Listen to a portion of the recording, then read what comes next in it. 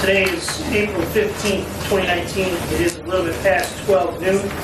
This is the election board meeting that was noticed up pursuant to the agenda that is floating around. There are some copies out there if you'd like them. Or if you would stop by the clerk's office after the meeting, I'm certain that another copy could be printed out for you. This is also a quasi-emergency meeting because of some alleged activities that are occurring in both LaPorte and Michigan City as related to this election. So for purposes of today's meeting, I will ask that everyone keep it respectful and everyone keep it civil. And if I have to ask you to calm down or otherwise comport yourself in a business-like manner, I will do so. We're not going to get into a shouting match here today, okay? This is for purposes of complaints that have been brought to the election board's attention, and then what the election board's role is then in hearing those complaints and forwarding them to the correct agency or providing the information for the correct agency for the complaints to be forwarded to. We'll go ahead and rise now for the saying of the Pledge of Allegiance. Kathy, will you please lead us? I pledge allegiance to the flag of the United States of America and to the republic for which it stands, one nation, under God, indivisible, with liberty and justice for all. Thank you. We'll go ahead and call the meeting to order. Roll call. Andrew Volz as chairman is present. Amber Poff, present.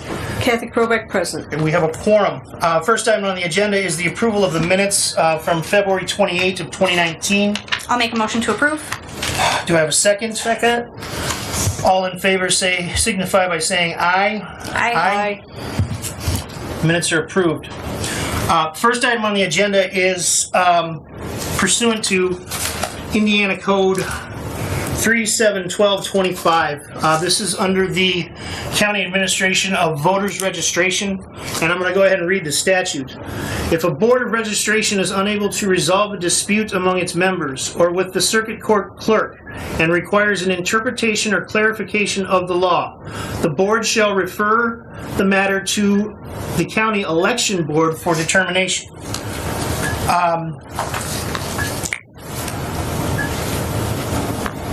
Before we go further with that, we will allow for public comment, short public comment on each agenda item, if so requested. We will also allow for public comment under the any other business portion of the agenda, which is the last item on the agenda. Kathy, I believe this is your issue, so you can go ahead and state what's going on. Okay. I have approached the commissioners on some issues that I was having with voters registration. I actually met with the commissioners and I attended a commissioners meeting. They had in turn asked me to bring it to the election board, which is what we're doing today. I have a sheet that I did pass out to the board of some issues that I was having with voters registration. The sheet was actually prepared. Actually, I was keeping track of some of the issues that were going on in voters registration through all of last year up until probably the first of this year. And I kind of just highlighted the items on here. This was presented to the commissioners at their meeting. Do you want me to read them or not? Do I need to read them? Yes. Read them? Okay. And basically, I'm going to read through this. Basically, what I'm trying to do is get some sort of supervision in the voters registration department. Right now, there is no one that they call for. Nobody, they don't answer to anyone. They just kind of willy-nilly do what they want. So I'm going to read these. These are issues that I have had in the last year in voters registration. A ballot was turned in to microvote without my knowledge. I was at the clerk's conference at the time, and I didn't realize that it was incorrect. Found out when I got back. Workers were scheduled in the absentee board without my knowledge. One of the co-directors scheduled herself to work in the absentee board, which is not allowed. Did not contact poll workers in time for me to schedule the poll training. It was too late to send out the notices for the training dates, so many of the poll workers did not get a letter and consequently did not come to the meetings. Some of the poll workers were not filled in at all. I did not have Republican poll workers in some of the locations in Michigan City. One location I did not have one single Republican poll worker.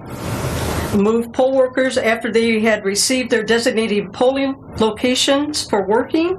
Moved poll workers after the training took place, which is when they received their designated location, and then afterwards they found out they got moved to a different spot. Moved poll workers to alternative locations after they had worked one location for many years and ultimately resulting in no-shows or refusals to work. Arranged for absentee workers to work on election day without my knowledge. Ultimately, I had 3 Republicans and no Democrats to match those people up because you have to have 1 for 1. 1 Democrat and 1 Republican each for each group. Co-director is, and this is to my, I guess, calculation, had paid herself 27 days when she did not work and did not have time banked, whether it be vacation or sick days on the books, and was technically what I would consider ghost employment. Gave some of the office information to party chairman, which ultimately resulted in what I believe to be fictitious 15-item complaint, which was against me, my staff, and this board. Added poll workers on election day, and we did not even find out about it until the green sheets, which are the pay sheets, went out, and the names hadn't been changed, and so ultimately those people did not get paid, and they did eventually, but we had to work through it to get the change of the names and the social security number and all that taken care of.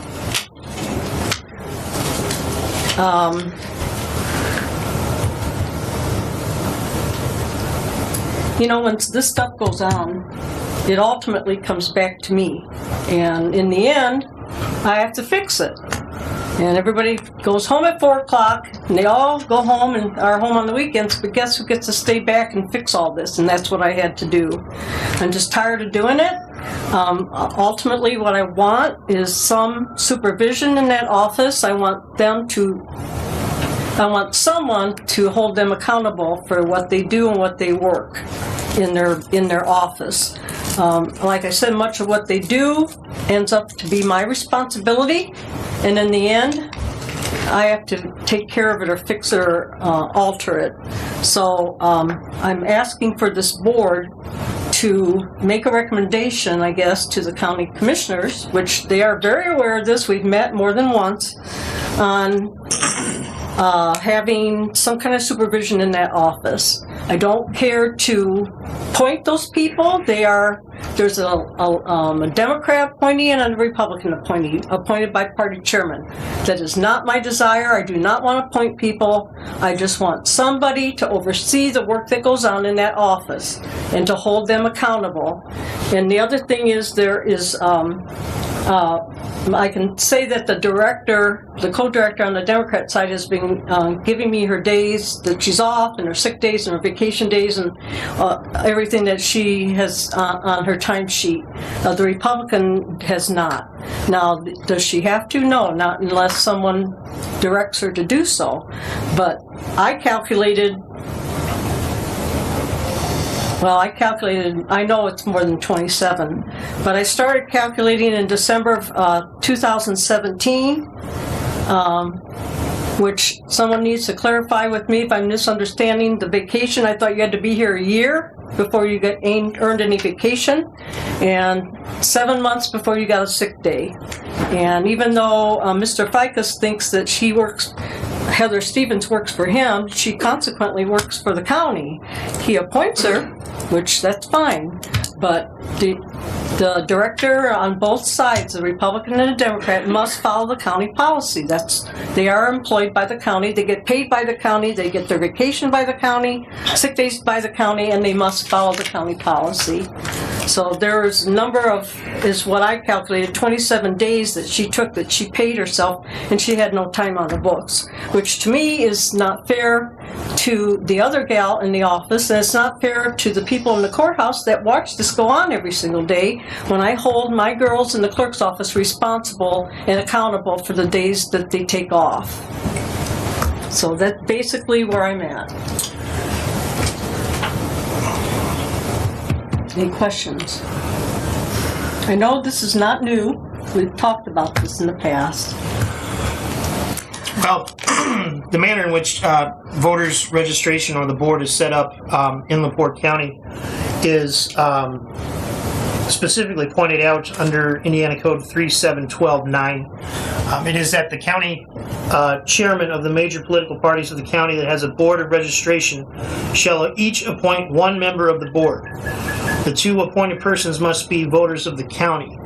And then Indiana Code 3712-11 states that notwithstanding Section 10, which refers to the terms of the board members, a member of a board of registration serves at the pleasure of the county chairman whose political party initially appointed the person. That's the manner in which voters registration is set up in LaPorte County. The other option is under Indiana Code 3712-5.5, which would abolish the board of registration and designate then the circuit court clerk as the voter registration officer of the county to supervise the registration of voters in the county.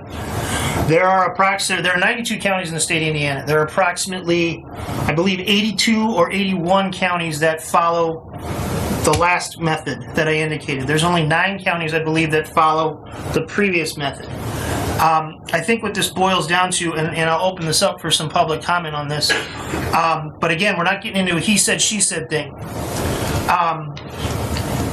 I think there's a miscommunication between the parties, and I would ask that pursuant specifically to 3712-11, that the party chairperson or chairman get together and figure this out and work this out, because we can't be piling more work on the county clerk here.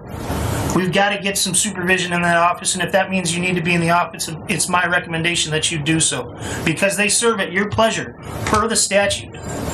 So I would ask for some better communication and perhaps a refresher course with the HR policies with the Director of Human Resources here. Maybe that would help.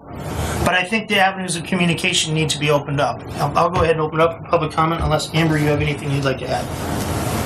No, I think that I echo Andrew's sentiment. I mean, there's certainly enough for the clerk to do already without having, I guess, to micromanage an office that seems to think that she has no authority over it. However, that office is integral to the election. They do a lot of the pre-election activities and a lot of the behind-the-scenes work, frankly, all of the behind-the-scenes work that gets done before an election takes place. So it's really critical that office runs smoothly. And if she's not, if Kathy, as the person sort of overarchingly in charge of the election, isn't able to, ensure that those things are done correctly. I mean, some of these things, some of these complaints here are kind of serious. There's some concerns about the vacation policy and about the ghost time here, ghost employment, however you worded that. So I'd be interested to hear from the Republican chair, on some of these issues. Are you aware of this? Is this something that you're addressing? That's my 2 cents. Public comment. Hi, I'm Mitch Ficus, Chairman of the Republican Party. Thank you for your comments. First off, I think it's not right to talk about personnel issues in a public meeting. It's totally out of line. You've accused our Republican appointee of cheating LaPorte County. That's right. Okay? And if you want to do that, then you better make sure that you have your evidence.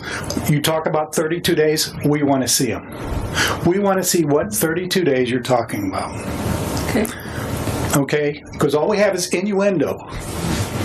And then it's not fair to my employee, or not my employee, my appointee. It is not fair to her to do that. Now, you've each received an email from Barb Mussman, who Heather sends her timesheet to every week. And I'm the one that told her she had to do that. I said, I want to see your timesheet every week is sent to me and is sent to Barb Mussman. In that, I want to know when you take your breaks. Okay?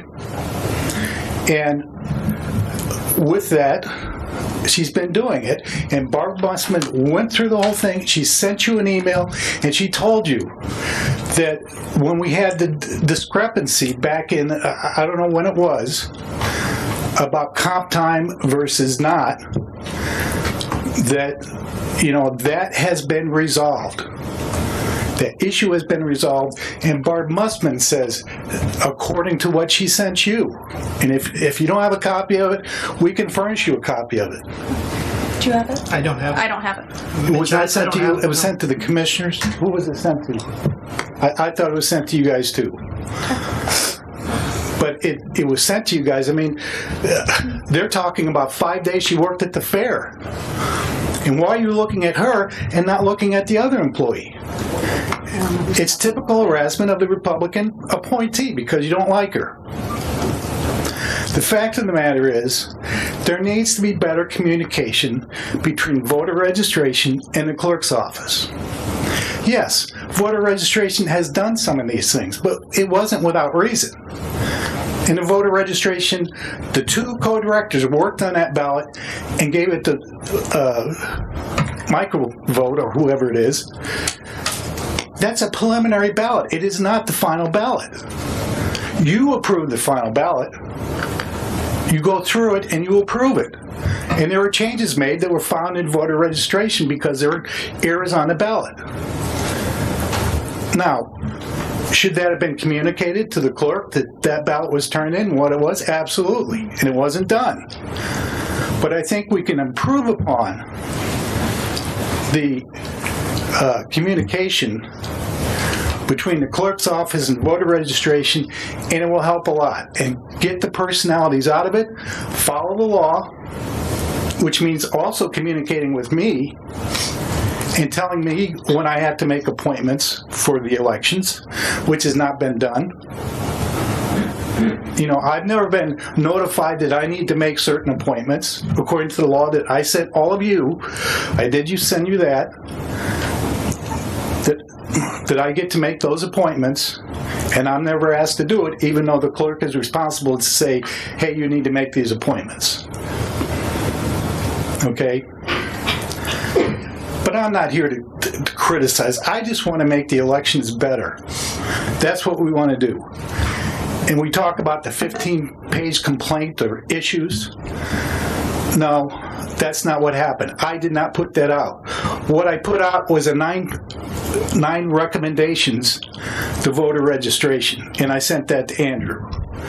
And I said, here are our recommendations to make elections better. One of those recommendations was to get polling places out of schools in Michigan City, which was done at the last meeting. So they're not some superfluous issues. There's issues with boundary lines in districts that we said need to be resolved because there's precinct boundary areas. There's one coming up in LaPorte that was caught 4 years ago. Has it been corrected? We just want to be assured of that these things are being done. We're not trying to criticize it. I'm not trying to criticize anyone. I'm trying to say, let's make our elections better. Yeah, we've got some issues here. Let's get them resolved. And I think the biggest thing is communication.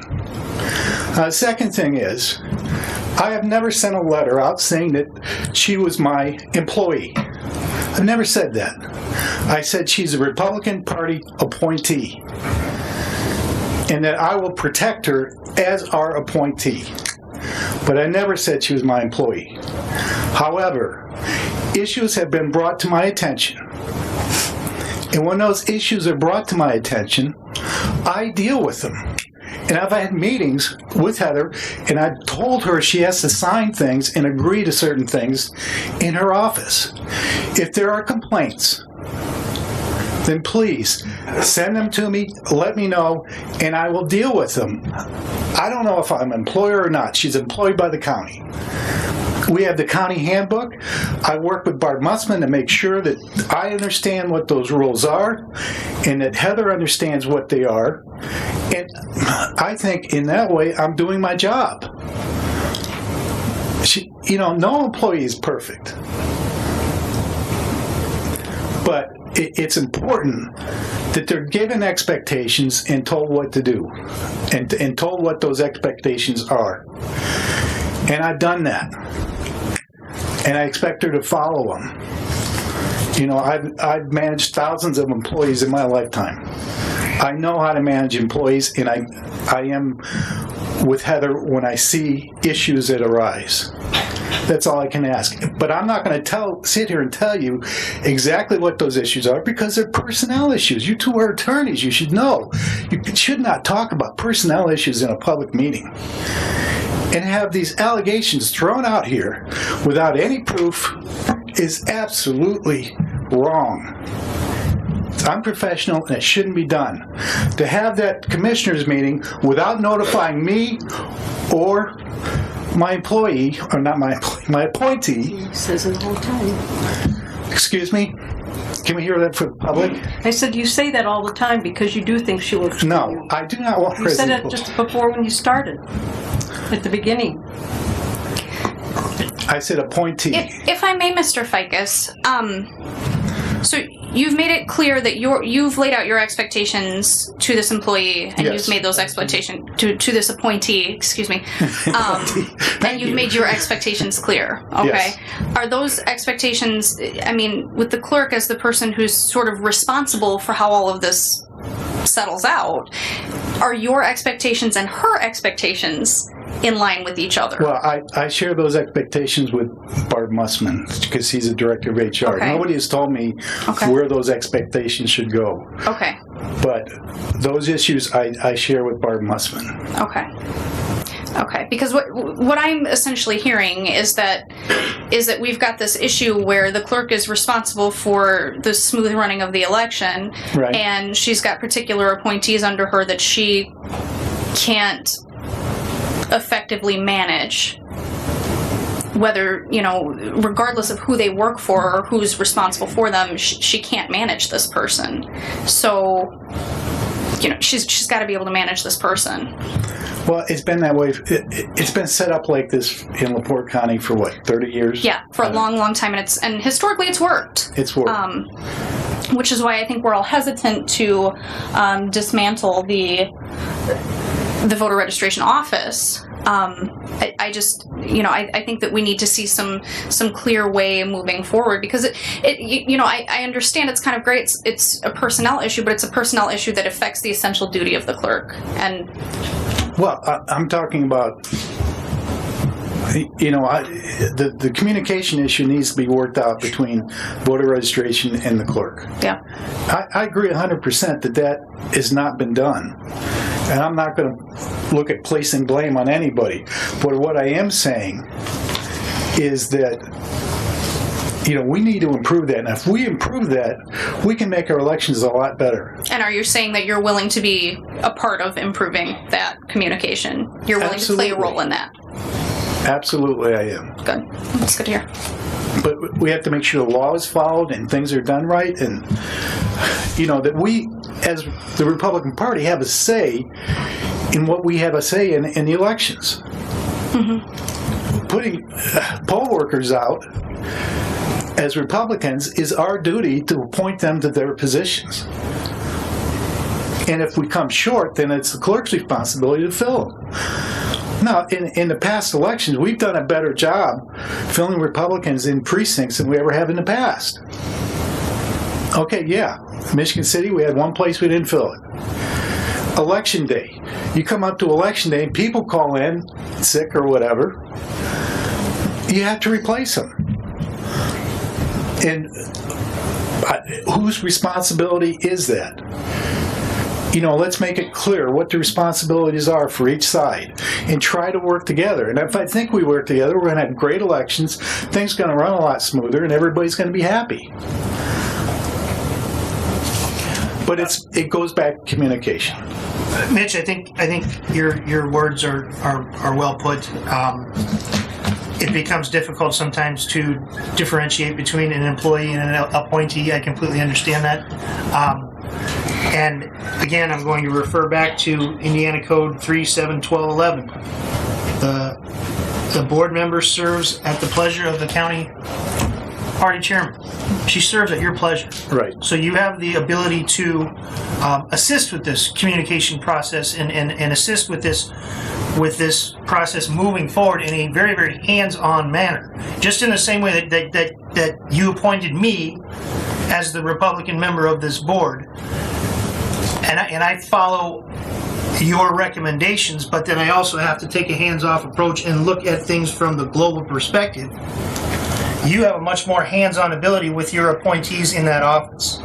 And I appreciate what you're saying as far as, I think the biggest thing, what I wrote down that you said, you want to make the elections better. I think that's what we all want to do. And I think maybe if we can focus on that and instead of holding on to some of these things from the past, let's just start new here and not take a sledgehammer to this, or torpedo this whole voters registration board and pile more responsibilities on the county clerk in the middle of an election. I just don't see that as the route to go. I mean, as Kathy well knows, in a couple of years we've got to be able to track votes. That's not an easy thing to do. That's going to require some money from the county, which, we've talked about electronic poll books. Boy, we should be investing in that, and I know it's a lot of money, but it will help out in the long run. Then you could actually track better votes that the state is requiring in, I don't know what year it is, but 2020 or 2022, I think. I'm not sure. But that's going to be a difficult thing to do. There's only a few companies that know how to do that, right? It's not going to be easy. And if we don't have cooperation between the two offices, it's not going to work. And we're going to be stuck with a disaster. Look what happened in Porter County. They had polling places that didn't open up. And I think because we have a good clerk's office and good voter registration, our polling places opened up and we didn't have a problem. So, we know that we've got good elections. We just can make them better. So with that, I'm willing to work with Kathy. I know Kathleen personally, and I'm sure we can work this out, right? Okay. Thank you, Mitch. Clarify a couple things.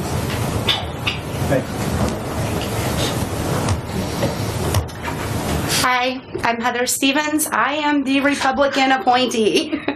I actually want to thank you guys for this meeting because throughout every bit of this, nobody has talked to me. So imagine the frustration. When the time issue, when the issues about my time came up, I met with Mitch Ficus. I met with Barb Mossman. I wanted clarification. I was told that I earned comp time. That is what I took. There was confusion about not only my status, but what my status meant. So after I took the comp time that I had earned, then I was told, no, wait, you don't get comp time. Okay, clearly I am not here to do anything underhanded to the taxpayers of this county. I had worked those hours. It just maybe wasn't between 8 and 4. Those hours were worked. I send my time every week to myself, to Mitch Ficus, and to Barb Mossman in HR. And I don't do that so that they know that I'm not doing anything wrong. I do it to cover my rear end. As far as the poll workers in the general election, I did have issues. I was not to go to the training, is what I was told. I was not to go to the poll worker training.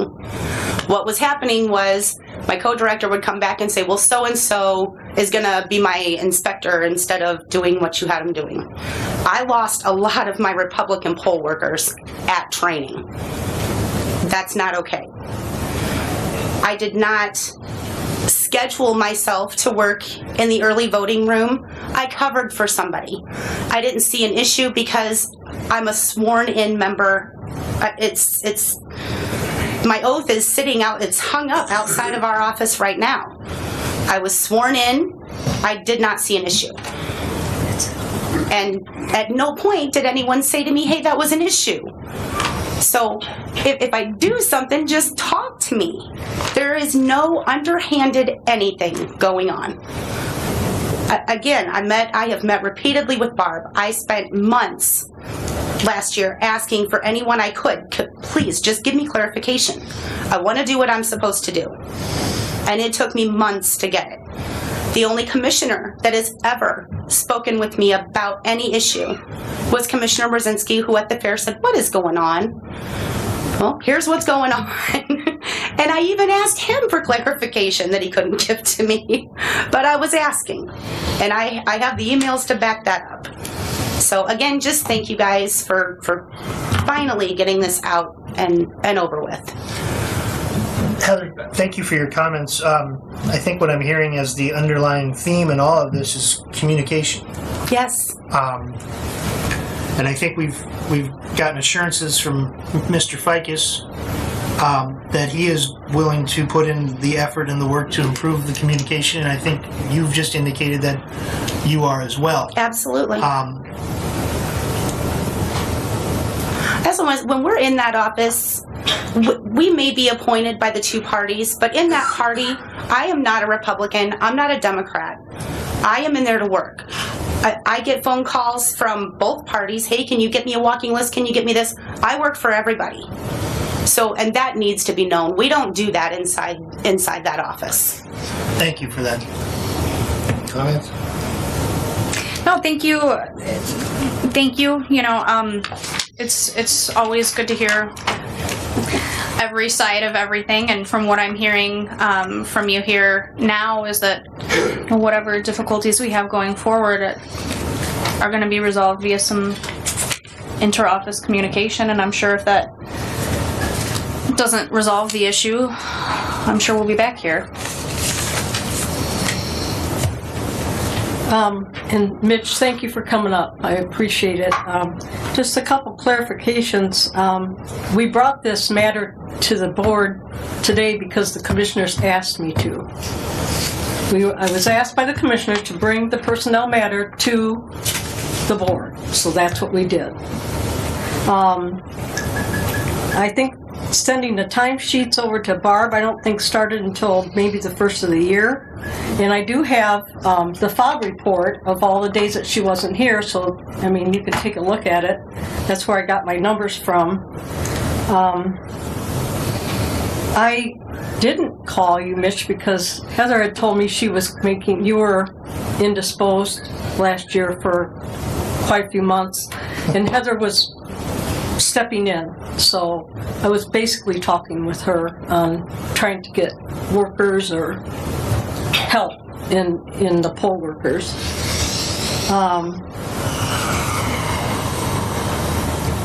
I think the last election, we were going into the last week before the election took place, we were 25 Republicans short in our polling places.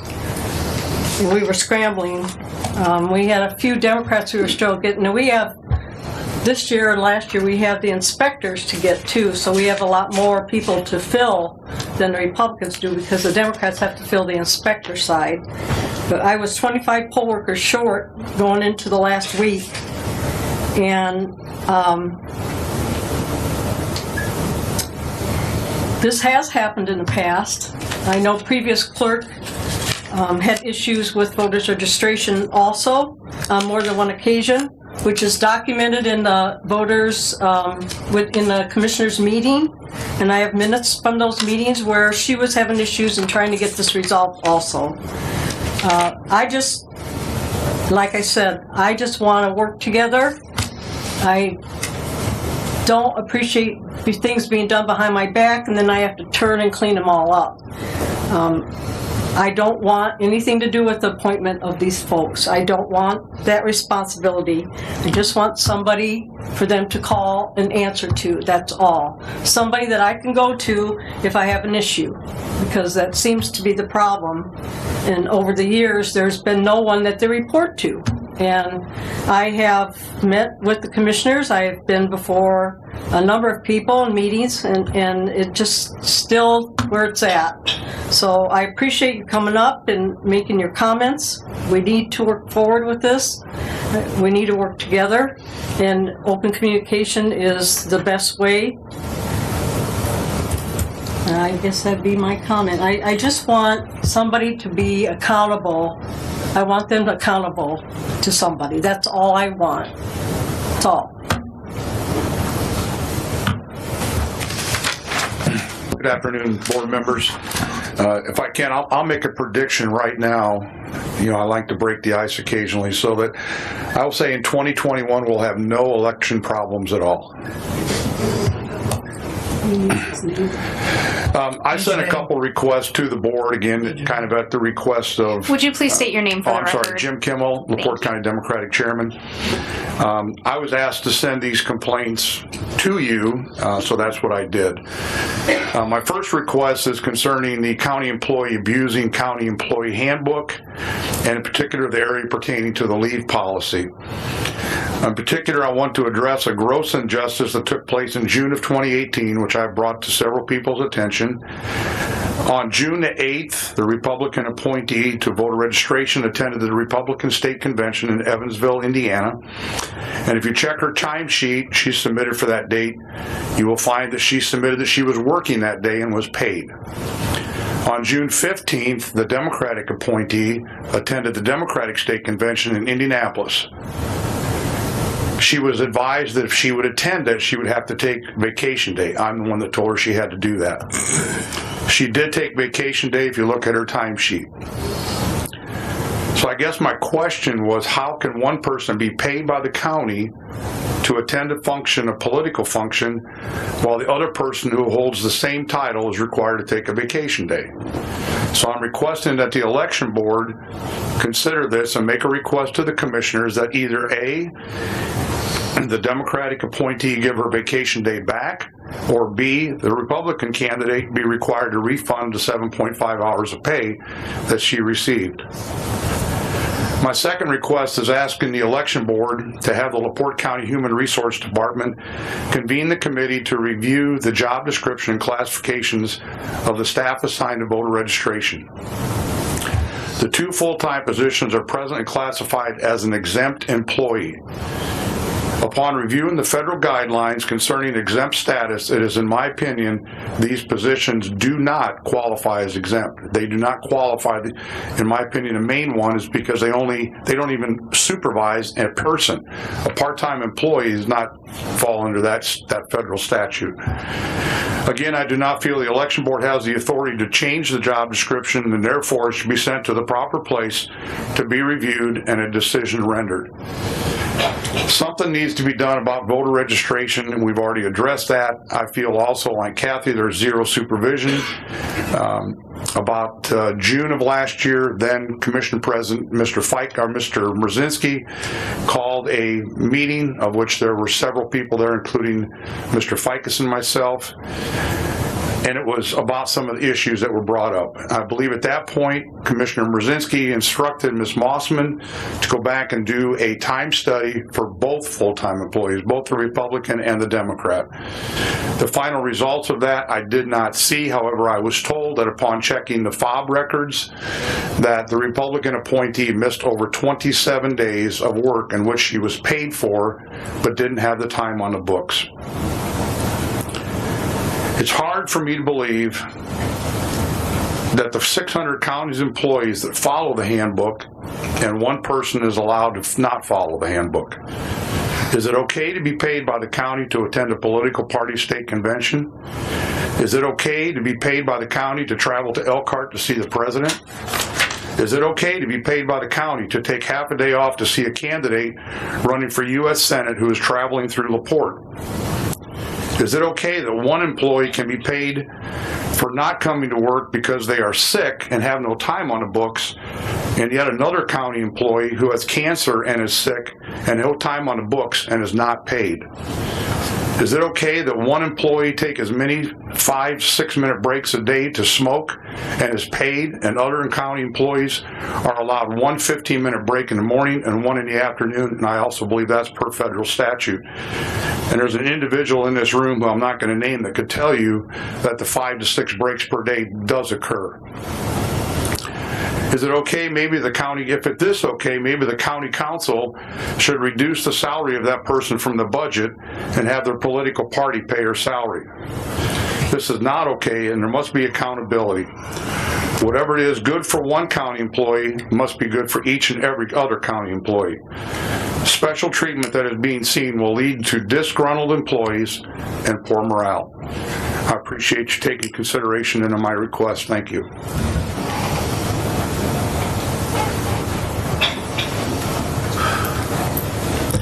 I'm sorry, I need to respond. Mr. Kimmel is lying. Okay? He does not have his facts straight. He does not produce facts. He's not given us any timesheet that he said she turned in. Well, let's see it. Where's it at? Do you have it? Do you have that timesheet? Do you have the timesheet?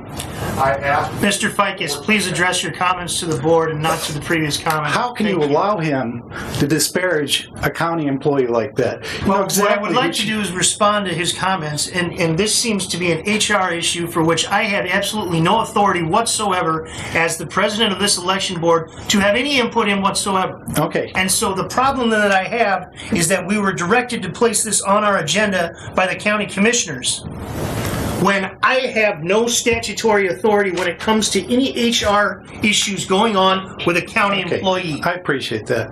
And quite frankly, I'm a little frustrated here too. I mean, to allow someone to disparage an employee in a public meeting without facts, I mean, that's just unconscionable. There's no facts there.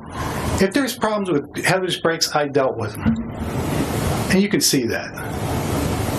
I can show you that. Well, I've got the documentation. You know, this is ridiculous. I mean, we had a problem with whether she's exempt or not exempt, and here it comes as you're an attorney. We've got 2 attorneys up there. Is she exempt or not? She manages a part-time employee. Under federal law, that says you're exempt.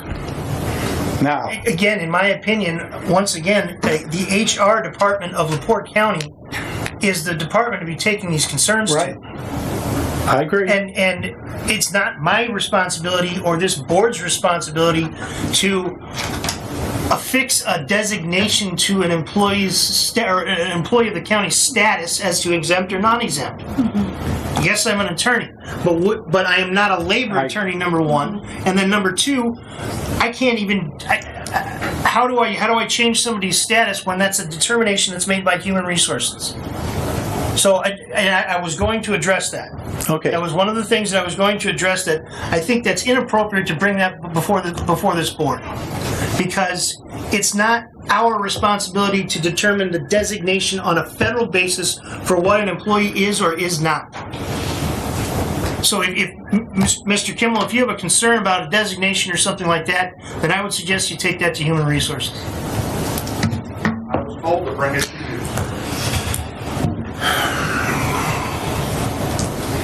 Well, I just want to let it know. I mean, Kathy even said in the commissioners meeting that she required Heather to work on a Saturday. You know, she had to do that because she had to have somebody come in, and she had need a Republican there, so she had her come in on a Saturday. No complaints, no overtime. We're fine with that.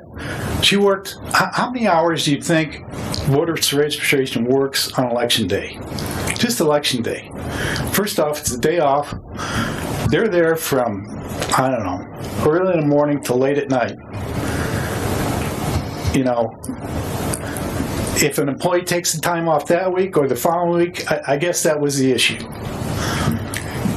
You know, you work hard for one day or several days before and after elections. You put a lot of time in. And then you know, some employees in the county are given overtime and some aren't. We got that straightened out. It has not happened since. Once that was clarified, we took care of the issue. You know, they work a week at the fair, so they don't fob in. She went 2 days to the convention. You know, so as far as sick days go read the manual. The manual is very clear on when you start accumulating sick days, and it's from the first month you're here. I'm not sure about that, but you do accumulate sick days. You do accumulate vacation days, and we'll send you that. I thought you'd receive that because it's CC'd to everybody, I thought, but we'll send you what Barb Musman has said, where her time is. You know, I don't know what more we can do. We will send you hard evidence. We will not make innuendos. Okay, Thank you, Mitch.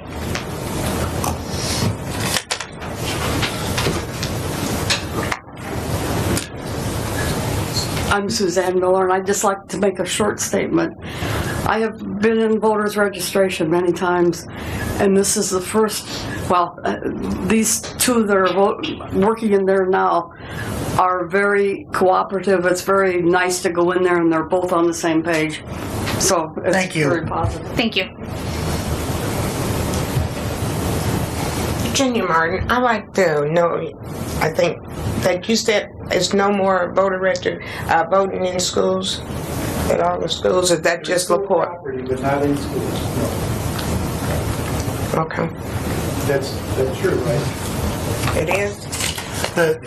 There is, Are we still in Neiman? I thought we were still in Neiman. There's 4 school, Michigan City, how do I put this? 4 facilities owned by Michigan City School Corporation that we are in. They are not schools. 2 of them are schools, and we are at the opposite end of the building. They do not intersect with the students. Well, I just know you said it. Come on up to the mic, please. Yeah. Okay. So we are clear as far as the superintendent of the school corporation. Everything is good. No intermingling with children. Nope. Not at all. any other comments?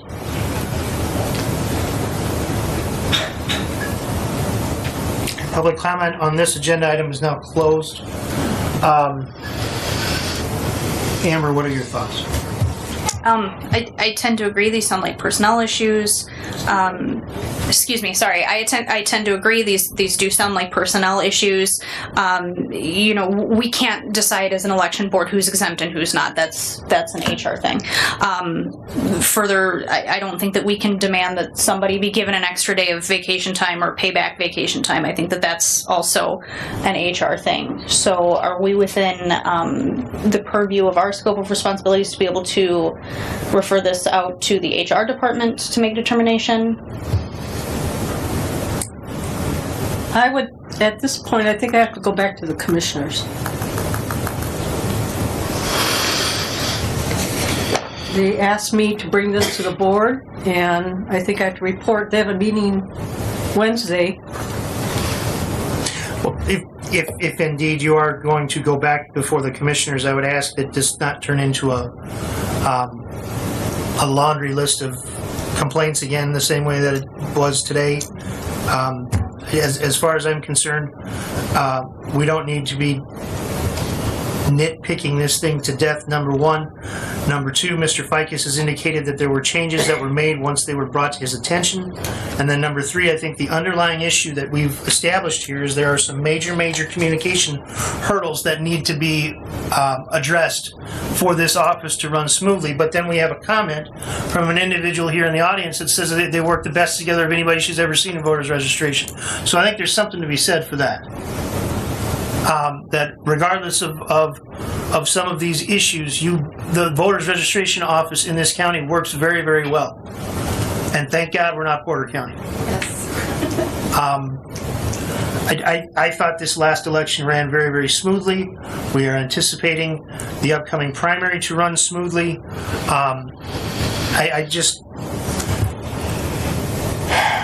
under 3712.5.5, it is up to the county executive,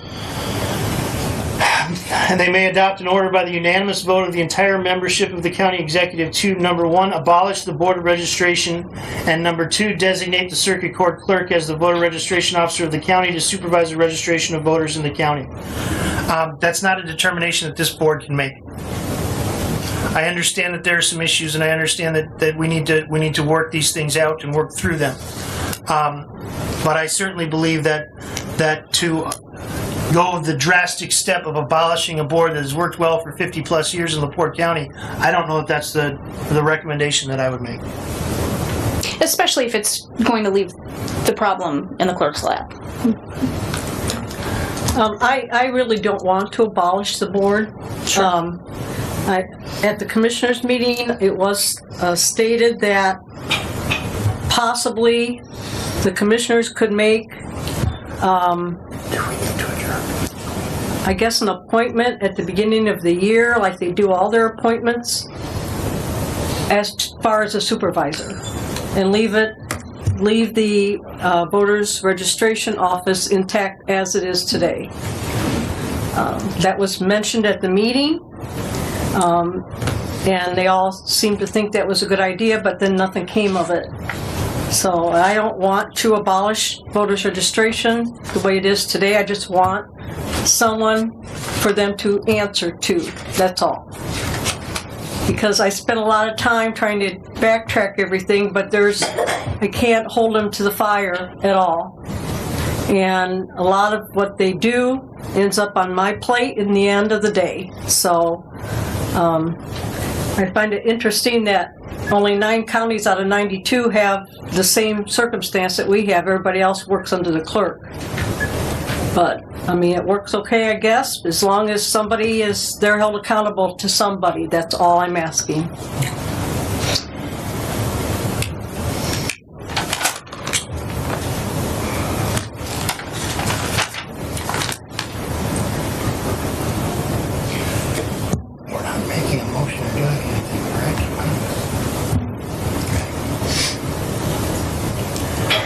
Well, I think we've covered that agenda item about as well as it's going to get covered.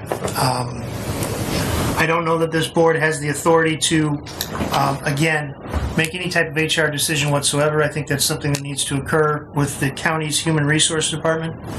And as far as, again, employee status or paying days that shouldn't have been paid or whatever, I guess that's a conversation that needs to take place with HR. So I would suggest that happens sooner rather than later so we can put this behind us and move forward to the next election. We need to take a brief recess here. One of the board members has a court hearing at 1 o'clock. We will reconvene at 1:15. Thank you. Go ahead with the meeting. Okay, thank you. It was brought to the board's attention by several members of the voters registration office that there were approximately 10 absentee ballots that were turned in that were suspicious, and specifically applications for absentee ballots that were suspicious. Specifically, I'm referencing Indiana Code 311-4-2.1. The statute reads, if a person receives a completed absentee ballot application that the person has reason to believe is materially false, fictitious, or fraudulent, the person shall deliver the application to the appropriate county election board not later than the deadline set forth in section 2 of this chapter, with a statement sworn or affirmed to under the penalties of perjury, setting forth the reasons why the person believes that the application may be materially false, fictitious, or fraudulent.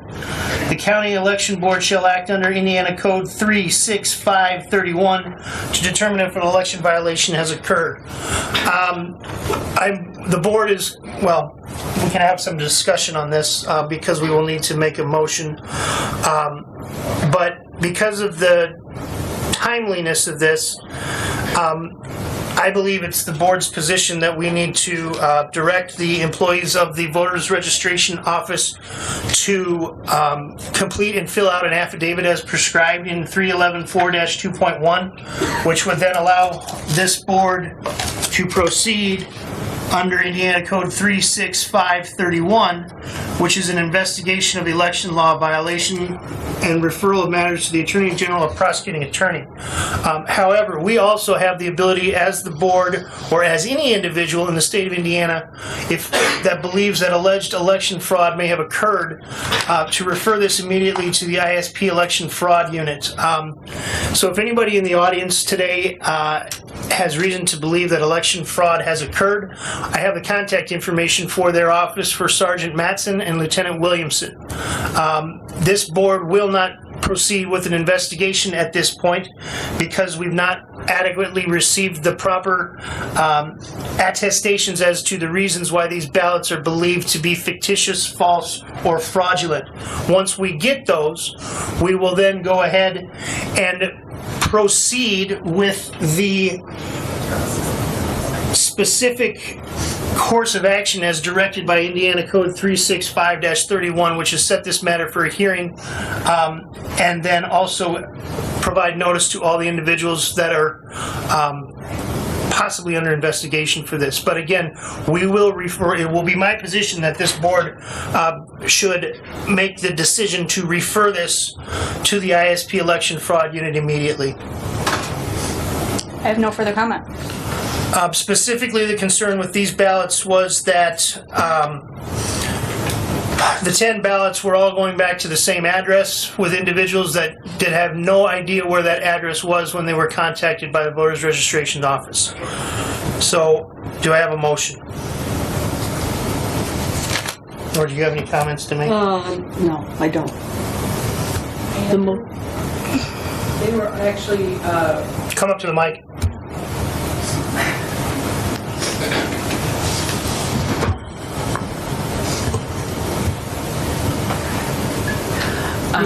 Your name? Gail Keynes, voter registration, and Heather Stevens, voter registration. Though the questionable applications that we had gotten had a different address on them, but they were the same address of the same person, and we turned them over to absentee board when absentee board came, because it was the day before that they came that we just said we're going to send it over to them, and they made the calls.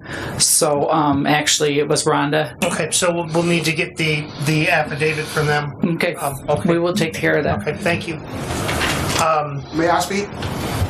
We're not into public comment on this yet, sir. Okay. Amber, do you have any comments? I don't have any further comments. Well said. Okay. Public comment on this issue.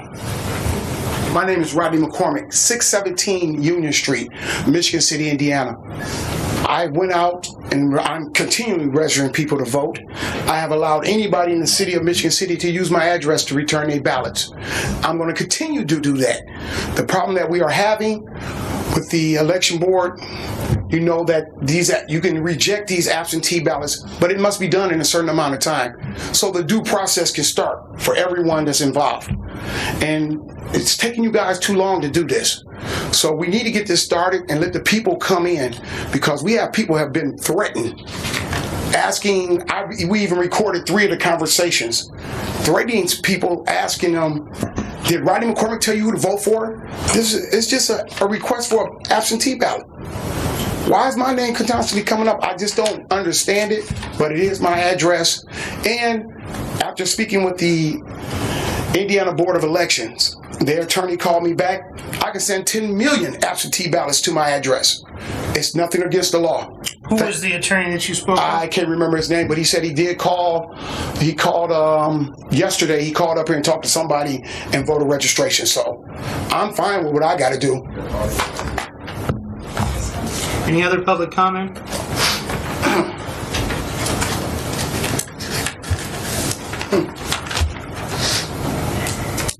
Any other public comment on this issue?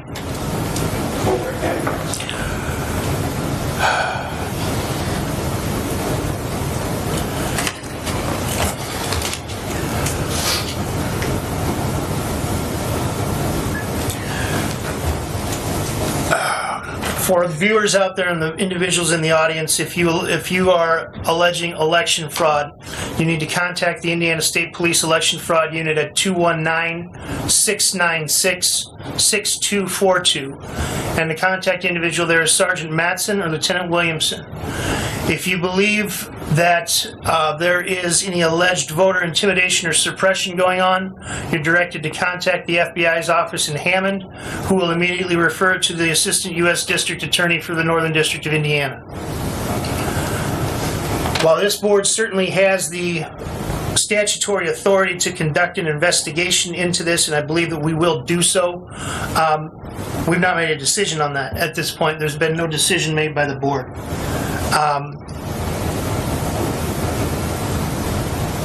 Is there any other public comment on this? I just think that if voter registration or whoever the parties is, they must notify the people that they're going to deny their application, and they must put down the reason why. For whatever reason, everybody want to make up rules and laws when it comes to Rodney. It's not going to work this time. I'm your Huckleberry, and I'm ready. Thank you, sir. Amber, do you have any comments? I have no further comment. Coral has comment. Coral on 515 Paxton Road, Kingsford Heights. I had the one remark to make with regard to the expediency of which this decision would have to be made so that those people that may have applied for a ballot will be able to get it in a timely manner, because the election is still going to happen May the 7th, whether this has been concluded or not. Okay? Thank you for that. One of the issues there, though, is in order to provide proper notice to the parties for an investigation to be conducted, that puts us beyond the period of time in which the election will occur. I cannot provide proper notice to the parties under Indiana code within the time frame from now to the election, which is the reason why this is being referred to the Indiana State Police Election Fraud Unit for their determination.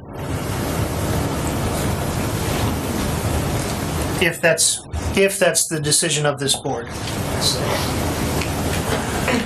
But there needs to be a decision made one way or another. Virginia Martin. But if that's the case, then if those absentee ballots are good, then you deny them the vote, which we're having a problem with right now. Is some of the problem that's going on here in the county, and more Michigan City than the county. There are steps that need to be taken with every absentee ballot application that is filled out. And when those steps are not taken and they draw the attention of both the absentee board and the Office of Voter Registration, it is their duty under the law to bring it to the election board's attention.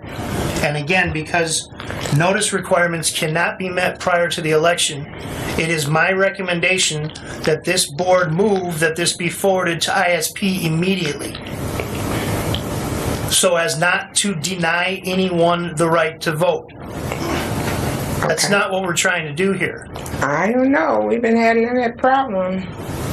What specific problem are you referring to? I'm just absentee. I just want to make one. When we work for other individuals in our parties, we don't have this kind of problem. So when we run or somebody run that's opposite of who they like, we seem like we're starting to have problems. But putting the address is there on paragraph 2.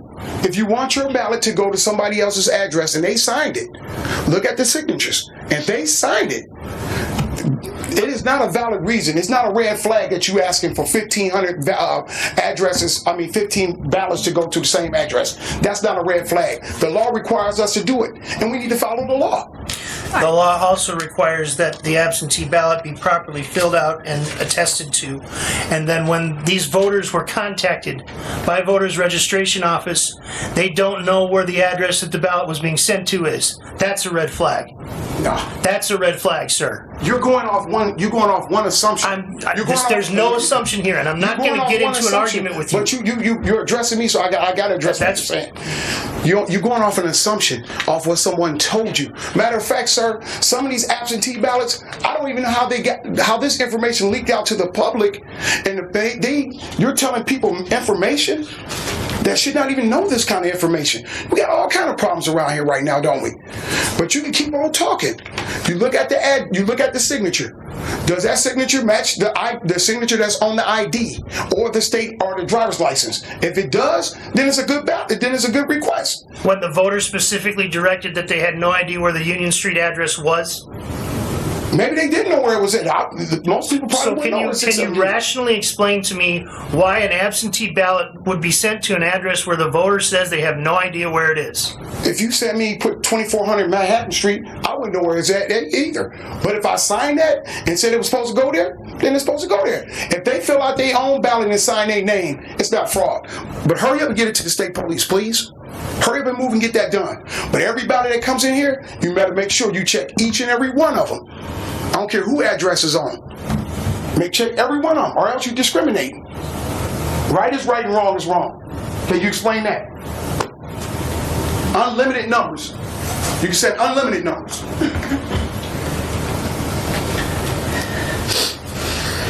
Mr. McCormick brought in Your name? Gail Keynes for voter registration. He brought in some of the absentee applications. Sean Fitzpatrick brought in some absentee applications. Both of them had the same address on them. I turned them over to the absentee board. That's their job to send out. He tried to hand me a ballot from somebody in my office. And I said, sir, I cannot take that. You need to put that in the mail, or if that's not your ballot, you cannot hand that to me. I won't take it anyway. So there was a lot of things that happened that were not supposed to be happening, and so we did some phone calls and we did some stuff. But as far as I'm concerned, everyone will get their ballot as soon as I'm told that they can go out, or the absentee board is told. She just talked about a ballot that I brought in. Yes, I did. I filled out the form that gives me the permission to turn in this stuff. Again, we are not speaking. Show us a statute that you're making these rulings off of. You cannot just sit here and just keep making out this blatant stuff. She did tell me that. I did stick it in the mailbox. She forgot to mention that the ballot was also sealed inside the envelope with the woman's name on it. She leaves that part out conveniently. But be it as it may, do what you have to do. I like my chances.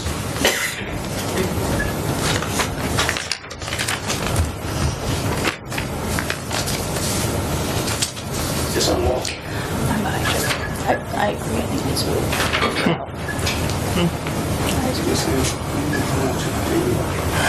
Any other comments?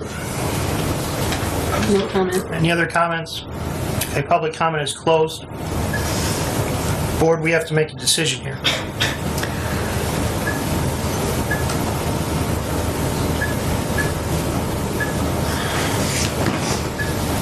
I absolutely agree with Ms. Martin and Mr. McCormick to an extent that the disenfranchisement of voters cannot stand. These people who have applied for ballots have to get their ballots. And it's because of that and the deadlines that we're up against that I would have to make a motion for Andrew's recommendation that we refer this out to ISP because they're going to be able to effectuate this investigation much faster than we could as a board and still maintain all that we have to do under the statute.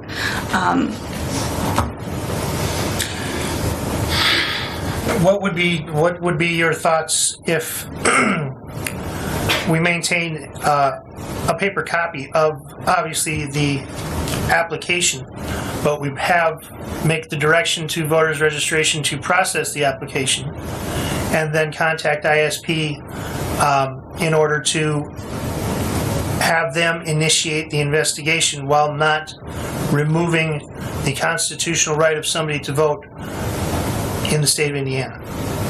I have no problem with that. I think that's a good solution. Amend that motion? So yes, I will amend my motion to include that the absentee office will send out the absentee ballots now,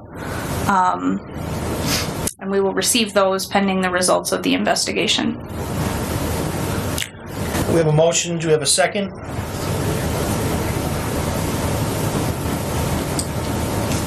I second. I guess my question is, Do they go to the address that? They have to. They have to. We can't alter that. We can't alter the application. And I will add the comment that it does concern me that upon contacting these folks, some of these folks don't know where that ballot is going. Can I address that from the seat? No, sir. They didn't call everybody. They only called 4 people. Sir, public comments closed.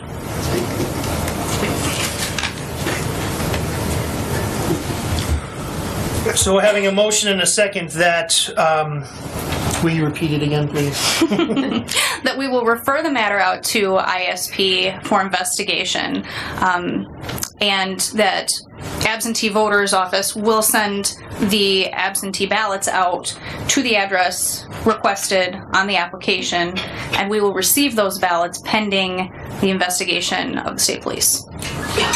Having a motion and a second, all in favor? Aye. Aye. Opposed? Ayes have it. Any other business? This is a motion or a time now for any public comment in general. If anybody's got anything else they would like to say. My name is Rodney McCormick, 617 Union Street. I stand in front of the Michigan City Courthouse every day protesting Ron Mayer. I have a sign that says anybody but Mayer. It's not a campaign sign. It's nothing but just my sign and how I really feel. On Tuesday morning, I received a text message from a city official. This text message said, please be careful. Mark and Ron is trying to set you up. They will be sending individuals to the courthouse pretending that they are coming to vote, but instead they are going to try to solicit comments from you to use for intimidation charges. Things are so bad for them that they are even using Beth Pishner and Effie Fowlers. There are others, but we do not know who they are. Also, be careful. It's a guy in a 4-door Malibu. Also, we want Mark out as bad. We want Mark out of here as bad as you do. Please keep fighting for everyone. I stand in front of the courthouse. I shouldn't have to be intimidated on county property. I shouldn't be harassed. I shouldn't be set up by the Mayer clan and their fashions. I have a right to protest. No one's going to take my First Amendment right. I'm going to keep doing what I do. I don't care what y'all do and how many police you bring. I'm not going to stop doing what I'm doing. Now, there's also been comments made about a sign that I took inside of Michigan City Courthouse. The security officer back there, Vern, I went through the metal detector. I had it in my hand. He knew I had it. I'm not going to speak for him, but I think he believed the same thing I believe. It's just a protest sign. And I went in and sat down. Didn't say a word to nobody. Didn't tell nobody who to vote for or not to vote for. On the outside, I'm telling everybody don't vote for Ron Mayer. He does nothing for our kids and nobody else.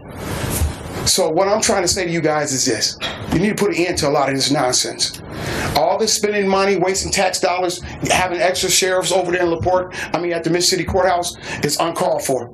Matter of fact, I'll be the first one to say, we can't even use our phones in the courthouse, let alone put signs outside of 50 feet. Remove those machines out of the courthouse, just like they did in Marion County under a federal order.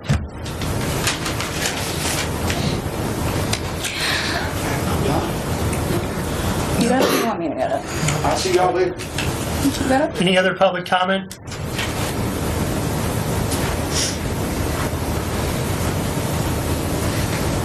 Keep hope alive. Public comment going once, going twice, closed. Is there any other business that this board needs to address today?